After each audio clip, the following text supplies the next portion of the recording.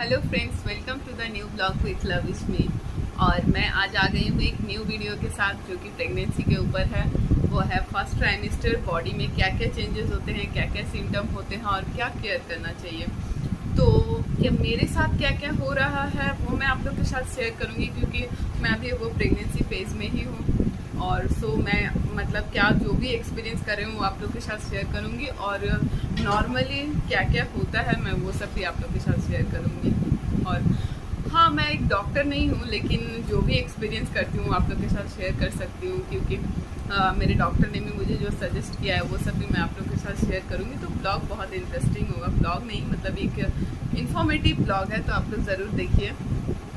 और स्पेशली मैं ये वीडियो उन लोगों के लिए बना रही हूँ जो लोग कि मतलब डॉक्टर के पास नहीं जा पा रहे हैं, उनके पास बहुत सारा उन लोग को प्रॉब्लम झेलना पड़ रहा है, लेकिन हमेशा तो डॉक्टर के पास नहीं जा सकते।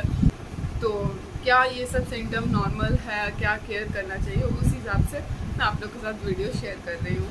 तो चलिए ब्लॉग को स्टार्ट करते हैं। Let's start the blog. तो सबसे पहले हम स्टार्ट करते हैं सिम्टम से। फर्स्ट ट्राइमेस्टर में हम लोगों के बॉडी में बहुत सारे चेंजेस आते हैं। सबसे ज़्यादा माना जाता है कि फर्स्ट ट्राइमेस्टर सबसे ज़्यादा डिफ़िकल्ट फेज़ होता है प्रेगनेंसी में। जो फर्स्ट के 3 महीने होते हैं बहुत ज़्यादा डिफ़िकल्ट होते हैं, क्योंकि इस 3 महीने में मिसकैरेज होने का चांस बहुत ज़्यादा होता है। सो फर्स्ट ट्राइमेस्टर में हम लोगों के बॉडी में बहुत सारे चेंजेस होते हैं, जैसे कि नॉजिया, वॉमिटिंग, हम लोग को मॉर्निंग सिकनेस रहता है, उसके बाद बहुत ज़्यादा टायर्डनेस, वीकनेस रहता है। उसके बाद हम लोग को कुछ भी खाते हैं तो उसमें हम लोग को डाइजेस्ट नहीं होता है, डाइजेस्टिव सिस्टम भी हम लोग का काफ़ी कमज़ोर हो जाता है, क्योंकि प्रोजेस्टेरॉन हार्मोन हमारे बॉडी में इस लेवल में बढ़ जाता है कि वो हम लोग के खाने जो हम खाते हैं वो डाइजेस्ट करने में मतलब डाइजेस्टिव सिस्टम को बहुत स्लो कर देता है। तो इस हिसाब से बॉडी में बहुत सारे चेंजेस होते हैं।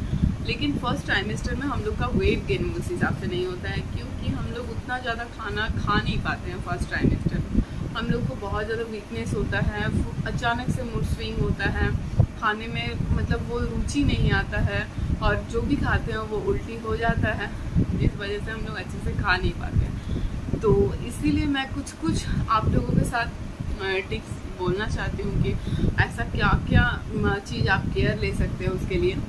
मॉर्निंग में उठ के आप मॉर्निंग में ज़्यादा लेट से ना उठिए, जल्दी उठने का कोशिश करिए, क्योंकि बहुत ज़्यादा नाइट्स को हम लोग जब खा के सोते हैं गैप बहुत ज़्यादा हो जाता है। और फर्स्ट ट्राइमेस्टर में सबसे ज़्यादा इम्पॉर्टेंट है कि स्मॉल फ्रीक्वेंट मील हम लोग को लेना है। हमेशा 2 घंटे बाद कुछ ना कुछ खाते रहना है। और अगर आपको खाना हजम नहीं होता है तो मेरा एक बेस्ट सोल्यूशन जो मैं खुद पे अप्लाई करती हूँ वो है कि अजवाइन को थोड़ा फ्राई करके उसके साथ ब्लैक सॉल्ट देके आप लोग खाइए। बहुत ज़्यादा अच्छा काम करता है, मतलब इससे अच्छा तो मेडिसिन भी काम नहीं करता है। तो ये बहुत अच्छा एक रेमेडी है, होम रेमेडी, जो कि आप लोग ट्राई कर सकते हैं। और दूसरा और एक चीज़ ट्राई कर सकते हैं वो है कि जिंजर, मतलब जिंजर जो होता है, जिंजर का अचार होता है, मिलता है मार्केट में, या फिर ड्राई जिंजर ऐसा कुछ मिलता है, तो वो भी आप ट्राई कर सकते हो। वो भी बहुत अच्छा होता है डाइजेशन के लिए। और फर्स्ट ट्राइमेस्टर में हम लोग को बहुत ज़्यादा कंस्टिपेशन का शिकार होना पड़ता है, लेकिन थैंक गॉड मुझे तो नहीं, मतलब ऐसा कोई प्रॉब्लम नहीं है। तो जो होता है मैं बोलती हूँ, उसके बाद मैं क्या फील कर रही हूँ मैं वो भी बोलूँगी।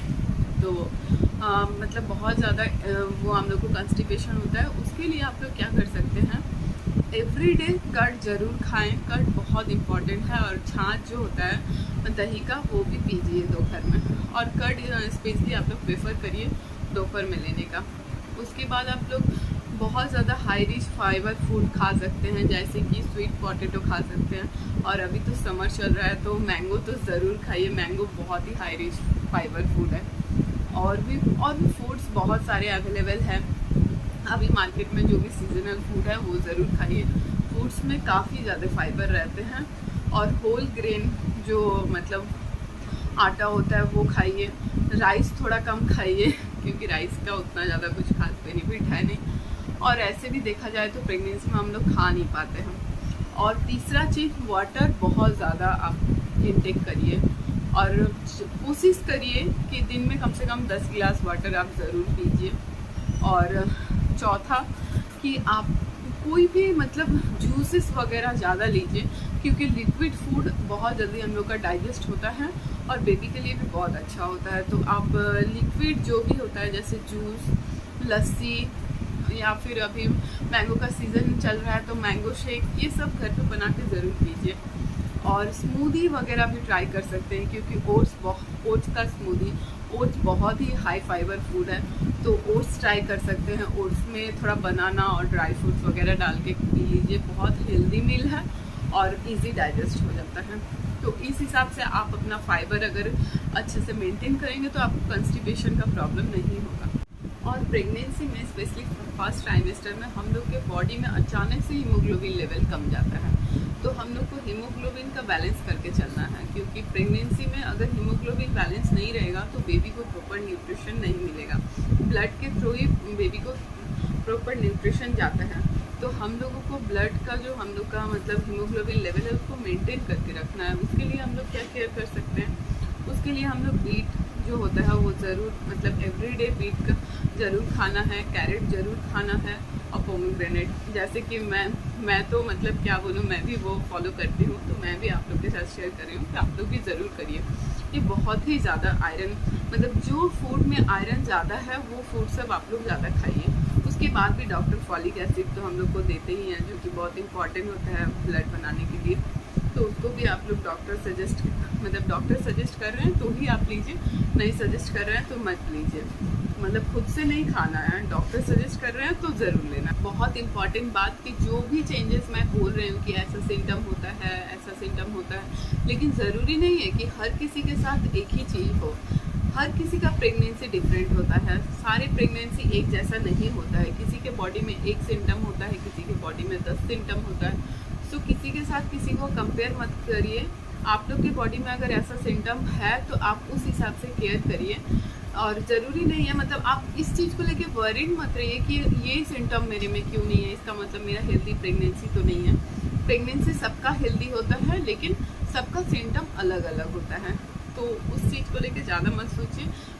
मेरे साथ तो देखिए, मैं अपना एक्सपीरियंस बताती हूँ कि मेरे साथ फर्स्ट ट्राइमेस्टर में शुरू के कुछ दिन जो था मेरा 10 to 15 डेज बहुत ज़्यादा डिफ़िकल्ट था, मुझे बहुत ज़्यादा वीकनेस था फर्स्ट पर, लेकिन उसके बाद मतलब मुझे वैसा ज़्यादा वीकनेस मतलब क्या बोले, जितना 15 दिन मतलब शुरू के था वैसा नहीं था। धीरे धीरे मेरा सिम्टम बहुत कम गया था और मुझे नॉजिया वॉमिटिंग फीलिंग भी बहुत कम था। थोड़ा बहुत वीकनेस था लेकिन वॉमिटिंग फीलिंग मुझे थोड़ा कम था, और मुझे मूड स्विंग भी नहीं था वैसा कुछ खास जैसे प्रेगनेंसी में होता है। तो मेरे साथ सिम्टम बहुत लेस है प्रेगनेंसी में, तो उस हिसाब से किसी के साथ ज़्यादा कम हो सकता है, ये कोई बड़ी बात नहीं है प्रेगनेंसी। और मेरे को प्रेगनेंसी में कंस्टिपेशन भी नहीं था, क्योंकि मैं अपना फाइबर मतलब टाइम से लेती थी, और जो प्रॉपर क्वांटिटी में फाइबर बॉडी को चाहिए होता है उस हिसाब से मैं बैलेंस डाइट लेती थी, तो मुझे कंस्टिपेशन का भी कोई प्रॉब्लम नहीं हुआ। इसीलिए मैं आप लोग को भी इसलिए बोल रही हूँ क्योंकि आप लोग भी अगर उस हिसाब से अगर अपना डाइट मेंटेन करते हैं तो कॉन्स्टिपेशन का शिकार आप लोग को नहीं होना होगा, इंडाइजेशन नहीं होगा, आप एकदम हेल्दी वे में अपना प्रेगनेंसी को एंजॉय कर सकते हैं। और एक बहुत इंपॉर्टेंट चीज़ जो आप लोग को प्रेगनेंसी में फर्स्ट ट्राइमेस्टर में स्पेशली फॉलो करना ही है कि आप लोग को ट्रैवल अवॉइड करना है। ट्रैवल ज़्यादा मत करिए पहले के 3 महीने में, क्योंकि इस 3 महीने में मिसकैरेज होने का चांस बहुत ज़्यादा रहता है, तो डॉक्टर भी हम लोग को बोलते हैं ट्रैवल मत करिए। तो जितना हो सके आप ट्रैवल मत करिए, सीढ़ी मत चढ़िए, मतलब जो भी ज़्यादा वेट लिफ्टिंग मत करिए, heavy weight lifting at least 5 kg से ज़्यादा आप वेट लिफ्टिंग मत करिए, और एक्सरसाइज वगैरह भी मत करिए पहले के 3 महीने में, क्योंकि ये मतलब ये 3 महीने अगर चले मतलब गुजर जाता है, उसके बाद प्रेगनेंसी थोड़ा एक नॉर्मल स्टेज पे आ जाता है। फिर आप जो मन मतलब डॉक्टर आपको सजेस्ट करते हैं उस हिसाब से आप कर सकते हैं, लेकिन पहले के 3 महीने में आप थोड़ा अवॉइड करिए, और जितना हो सके खुश रहने का कोशिश करिए, स्ट्रेस फ्री रहिए, क्योंकि स्ट्रेस फ्री रहेंगे तो आपके बेबी अच्छे से ग्रो कर पाएगा। और ट्रैवल करना इसीलिए आप लोग को मना कर रहे हैं क्योंकि फर्स्ट 3 मंथ में बेबी का साइज़ बहुत छोटा होता है, वो मतलब 3 to 5 सेंटीमीटर का होता है, इसीलिए इतना ही ज़्यादा छोटा होता है कि वो मतलब जो आप ट्रैवल करेंगे उसका धक्का वो झेल नहीं सकता है। हाँ, मानते हैं कि बहुत सारा लेयर के अंदर बेबी रहता है, स्टिल वो थोड़ा डिफ़िकल्ट होता है। सो जितना हो सके आप लोग अवॉइड ज़रूर करिए। और एक बात कि प्रेगनेंसी में आप लोगों को मतलब रिलेशन फर्स्ट 3 महीने में रिलेशन नहीं बनाना है पार्टनर के साथ। होप सो डॉक्टर आप लोग को सजेस्ट करेंगे।